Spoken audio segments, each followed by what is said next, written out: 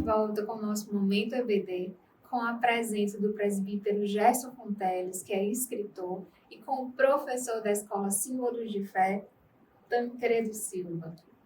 Então, qual foi o erro histórico?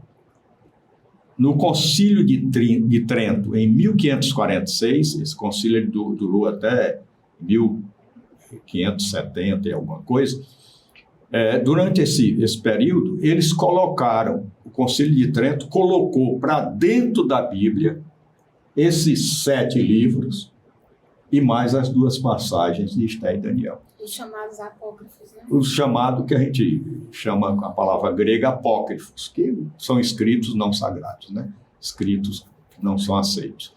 Muito bem, mas o que é que a reforma, pelo lado católico, quis? Bom, agora nós temos o mito das 2 Bíblias. Então, nós temos uma Bíblia protestante, que é a Bíblia falsa, e nós temos uma Bíblia católica, que é a Bíblia verdadeira e que a Igreja aprovou. Muito bem. Como eu tinha alunos vindo do catolicismo, eles queriam saber, escuta, eu não encontrei aqui Macabeus, não encontrei Judite, então, por que não? Então, este livro, eu fiz exatamente, eu fui estudar cada livro desse, para dar resposta ao alunado, e coloquei as 7 lições no período interbíblico, que a gente chama, que é exatamente no término do Antigo Testamento e o Novo. Aí nós temos um silêncio profético de mais ou menos 420 anos, e esses escritos apócrifos, ou deuterocanônicos, como a Igreja Católica os chama, o escrito é datado desta época. Então, eu procurei estudá-los, e neste livro eu coloquei exatamente esses estudos entre os 2 testamentos. Mas aí eu fiz uma coisa mais interessante. Eu fiz uma lição conclusiva dos 7 livros, mostrando para os meus alunos por que é que esses livros não eram canônicos. E eu usei os argumentos dos próprios livros. Por exemplo, quando lá um deles menciona a oração pelos mortos, o contexto bíblico não recomenda isso. A pessoa tem que conquistar a sua própria salvação, conquistar o seu ingresso para a eternidade. Mas você não precisa que alguém ore para que você melhore o seu estado, porque cada um responde por si mesmo diante de Deus. A gente pode inferenciar que alguns desses apócrifos, eles podem ter sido escritos no período do exílio, né, que eles estavam totalmente, né, distantes da sua cultura, estavam imersos em outra cultura, o povo todo, como é que eu posso dizer? Disperso. Eu entendo assim, que a data desses escritos, por exemplo, Macabeus, ele só pode ter sido escrito naquele período, porque historicamente a gente tem a revolta macabaica, né? Que Macabeu, na palavra original, é martelo. E ele tomou esse nome, era pela violência com que ele massacrava os inimigos, né? Como se fosse um martelo.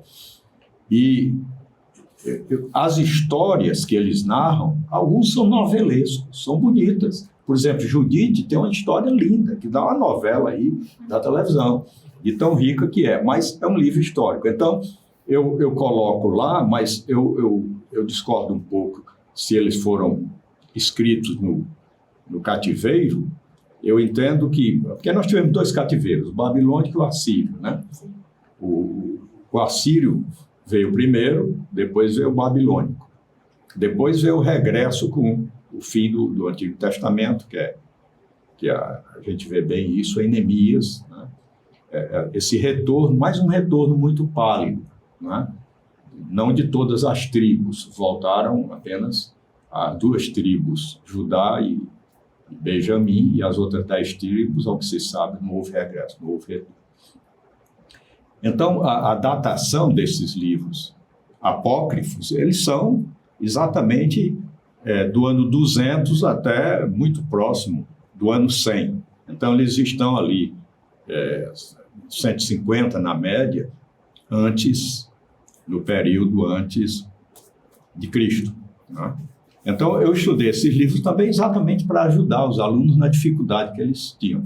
Então, quando eu digo que esse livro é um livro maduro, é porque ele foi nascendo, e eu faço um agradecimento muito grande ao meu alunado, porque na medida que eles questionavam, eu tentava aprofundar pelas perguntas, e aí eu iria trazendo a contribuição para aquele início de livro. Então, graças a Deus, hoje esse livro está abençoando muitas igrejas pelo Brasil afora, sobretudo quando a Igreja Presbiteriana de Pinheiros, que é a maior igreja presbiteriana lá no Sul, e eles quiseram esse material para a obra missionária que eles têm muitas escolas de EBDs pelo trabalho ao longo do campo missionário, e eles me pediram para eu ir lá, fiz uma exposição, e eles fizeram a primeira edição de 2.500 livros e esgotou rapidamente